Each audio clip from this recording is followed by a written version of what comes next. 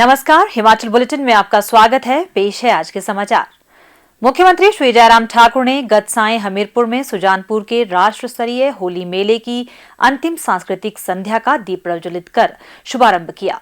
इस अवसर पर लोगों को संबोधित करते हुए मुख्यमंत्री ने कहा कि मेले और त्योहार हमारी विविध और समृद्ध सांस्कृतिक धरोहर के परिचायक हैं और आने वाली पीढ़ियों के लिए इन्हें संरक्षित करने और बढ़ावा देने की आवश्यकता है।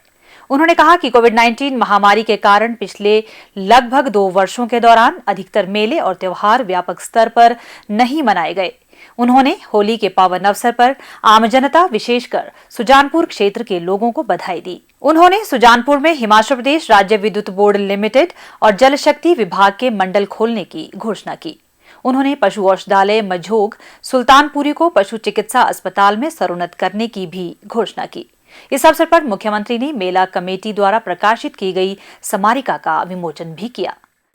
मुख्यमंत्री श्री जयराम ठाकुर ने आज हमीरपुर विधानसभा क्षेत्र के लंबलू में 165 करोड़ रुपए लागत की 19 विकासात्मक परियोजनाओं के लोकार्पण और शिलान्यास किए।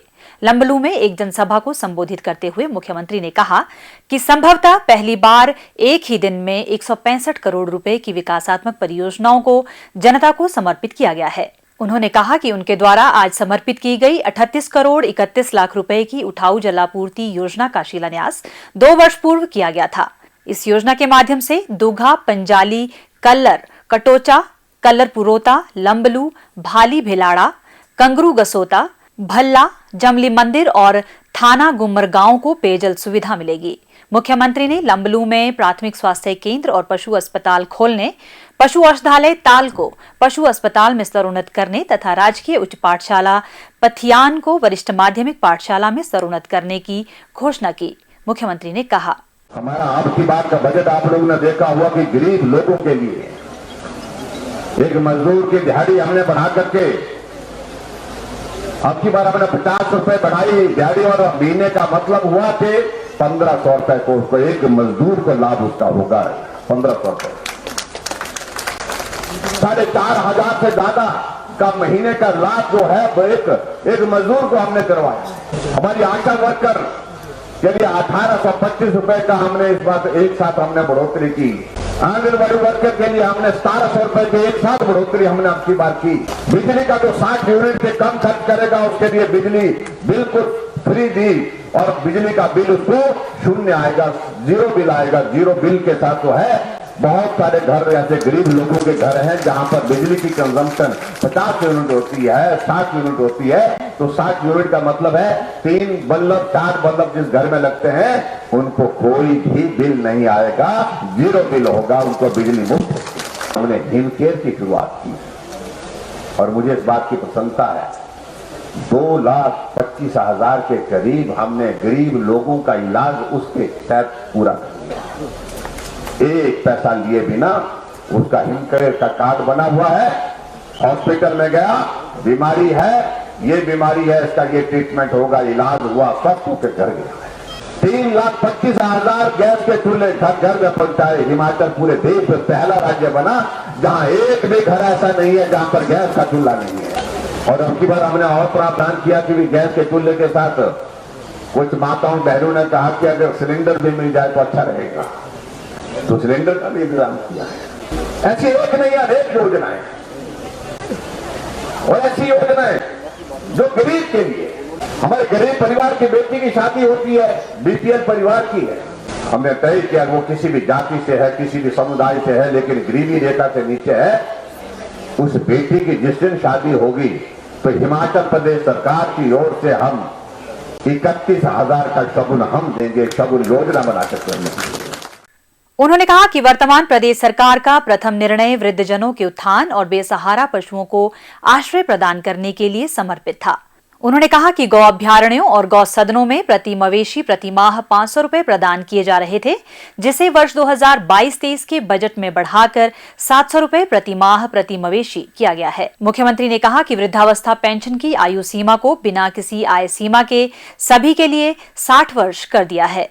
उन्होंने कहा कि वृद्धावस्था पेंशन योजनाओं से अब 7,50,000 लोग लाभान्वित होंगे और इन योजनाओं पर 1,300 करोड़ रुपए व्यय किए जाएंगे। उन्होंने कहा कि हिमकेयर योजना का लाभ उठाने के लिए अब वर्ष भर पंजीकरण किया जा सकेगा और 3 वर्षों के पश्चात इसका नवीकरण किया जा सकेगा।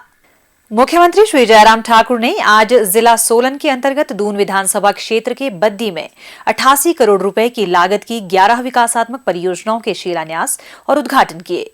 श्री जयराम ठाकुर ने हिमोडा परिसर बद्दी में एक विशाल जनसभा को संबोधित करते हुए पट्टा में खंड विकास अधिकारी कार्यालय, राजकीय उच्च विद्यालय शेरा और जगजीत नगर को राजकीय वरिष्ठ माध्यमिक विद्यालय, राजकीय माध्यमिक विद्यालय सुधार को राजकीय उच्च विद्यालय, मानपुरा में प्राथमिक स्वास्थ्य केंद्र खोलने और राजकीय प्राथमिक विद्यालय मखू माजरा को माध्यमिक विद्यालय में स्तरोन्नत करने की घोषणा की।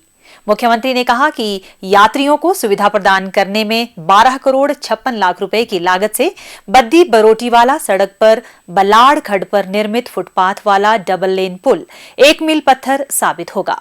उन्होंने कहा कि इस पुल के निर्माण के लिए बद्दी बरोटीवाला नालागढ़ विकास प्राधिकरण ने निधि प्रदान की और इसका निर्माण राज्य लोक निर्माण विभाग द्वारा किया गया है।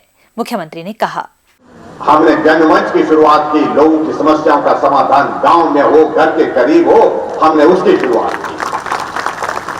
हमने 1100 की शुरुआत की, लोगों की समस्या के लिए फोन पर ही उसका समाधान हो, उसकी शुरुआत की। हमने तो उस आदमी के लिए भी काम किया जो बिस्तर पर पड़ा है, चल नहीं सकता है, अपना काम खुद नहीं कर सकता है, उसकी मदद करने के लिए 3000 रुपए उसके खाते में हर महीने हम डाल रहे हैं, उसको सारा योजना बोलते हैं। हमने उसकी शुरुआत की। हमने नौजवान के लिए, उस नौजवान के लिए जो नौजवान नौकरी की उम्मीद में नहीं रहना चाहता, वो चाहता मैं अपना पांव पर अपने खड़ा हो जाऊं, मुझे कुछ अपना काम करना चाहिए, हमने मुख्यमंत्री स्वावलंबन योजना शुरू की और मुख्यमंत्री स्वावलंबन योजना के अंदर हमने 100 करोड़ के करीब खर्चा कर लिया और उस नौजवान को, नौजवान बेटा है चाहे बेटी है, उनको 25% जो सब्सिडी दे करके 30% सब्सिडी दे करके अपने पांव पर खड़ा होने के लिए मुख्यमंत्री स्वावलंबन योजना की शुरुआत। और अब तो हमने उसको और बढ़ा करके बेटियों के लिए उसको 35% सब्सिडी कर दी।